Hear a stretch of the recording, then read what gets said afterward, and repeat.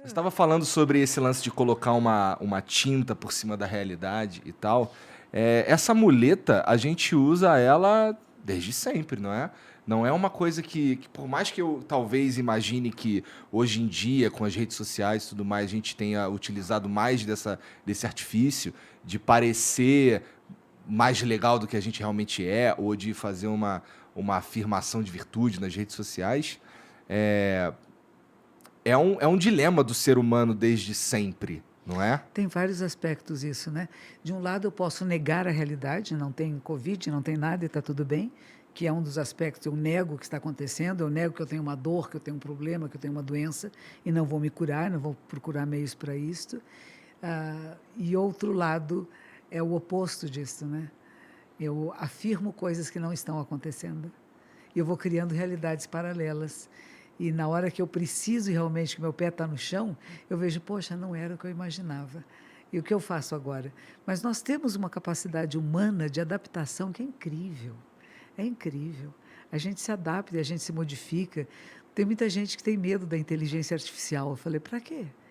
A nossa mente está produzindo inteligência o tempo todo, ela não para. Ela não será mais lenta do que a máquina, não será, não. Nós estamos criando máquinas que vão nos ajudar a desenvolver a nossa inteligência em outras áreas, que inclusive você que faz muito jogo, não é isso? O Aham. jogo é uma habilidade incrível, que é a habilidade motora, com a rapidez mental que tem que acontecer, e se a gente colocar isso em prática na vida, nos processos de construção civil que seja, vai ser de uma mudança incrível que pode acontecer.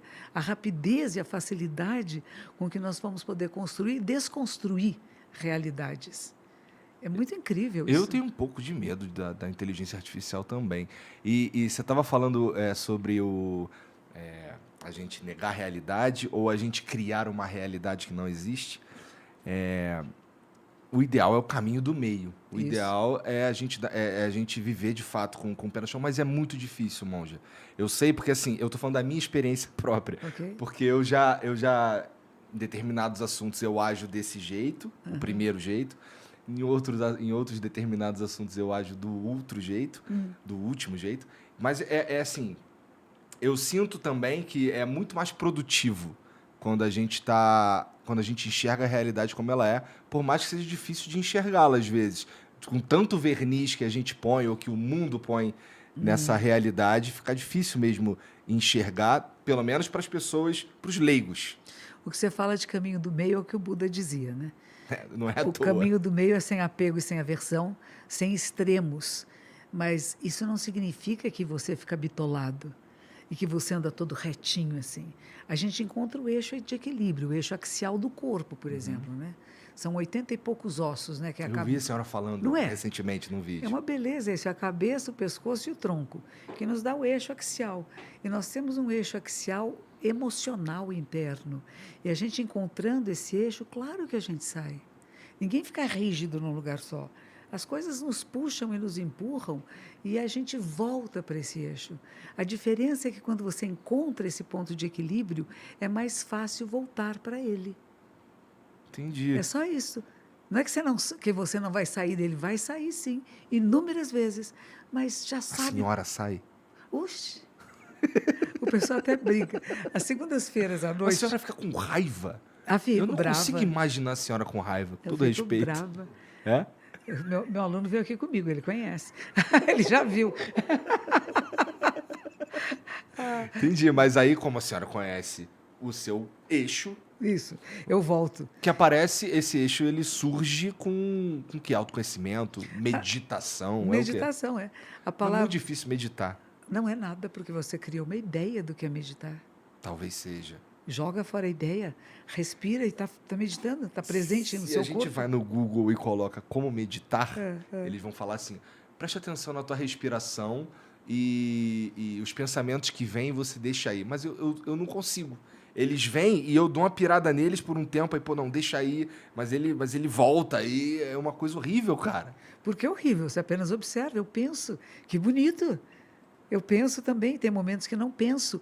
O que a gente dá atenção é como se eu viesse nesta sala e só visse os objetos, mas existem espaços entre eu e você, existe um espaço entre nós e o teto, existe um espaço, e eu não dou atenção a ele.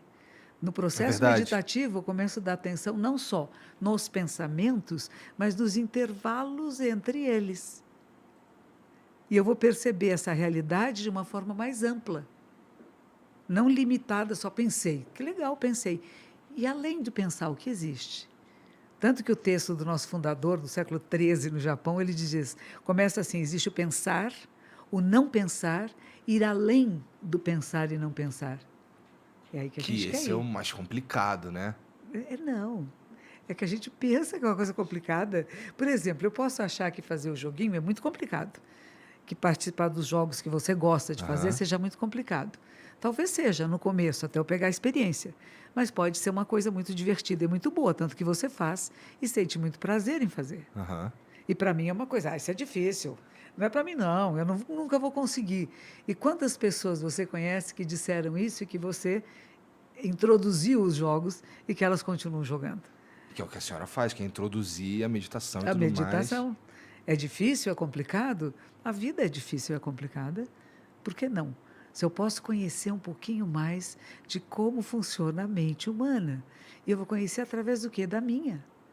Eu não vou abrir a cabeça de outra pessoa, eu não vou fazer uma psicanálise, mas eu vou tentar entender o que são pensamentos, não pensamentos, o que são emoções, sensações, memórias, sentimentos. A gente é feito de um monte de coisas. Imagine a quantidade de conexões neurais que estão acontecendo nesse momento, na minha e na sua mente, de tudo que está aqui. Do que já fomos, do que somos e do que seremos. Está tudo assim, ó, é energia pura, é eletricidade. E conecta neurônio com neurônio, neurônio com neurônio. E isso é o que a gente vai chamar de inteligência. Que a gente vai conectar coisas que não são da nossa familiaridade e que a gente pode fazer pontes. Por isso que falavam, quando falavam, puxa, então o cérebro do Einstein era maior que o das outras pessoas. Não, não era maior, ele fazia mais conexões neurais de coisas que não pareciam que não têm conexão nenhuma, mas que existem conexões.